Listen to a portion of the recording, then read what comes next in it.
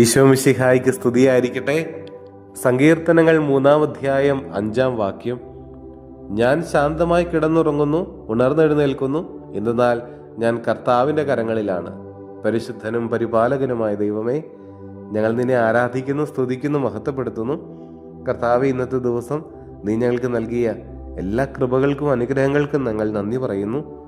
ഈശോയെ, ഇന്നത്തെ ദിവസത്തെ ഞങ്ങൾ എല്ലാ പ്രവർത്തനങ്ങളെയും പദ്ധതികളെയും ഞങ്ങൾ കുടുംബത്തെയും കൂടെയുള്ളവരെയും നിയോഗങ്ങളെയും അങ്ങയുടെ കരങ്ങളിലേക്ക് സമർപ്പിക്കുന്നു.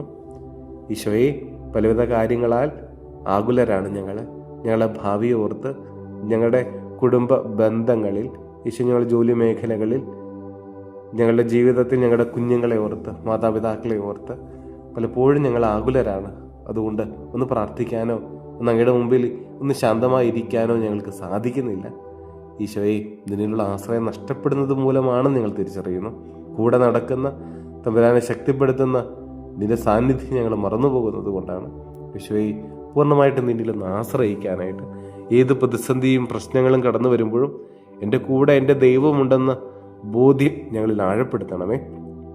നമ്മുടെ കർത്താവ് ഈശോ മിശിഹായുടെ കൃപയും പിതാവായ ദൈവത്തിൻ്റെ സ്നേഹവും പരിശുദ്ധാത്മാവിൻ സഹവാസവും നമ്മളെല്ലാവരോടും കൂടെ ഉണ്ടായിരിക്കട്ടെ, ഇപ്പോഴും എപ്പോഴും എന്നേക്കും. ആമേൻ.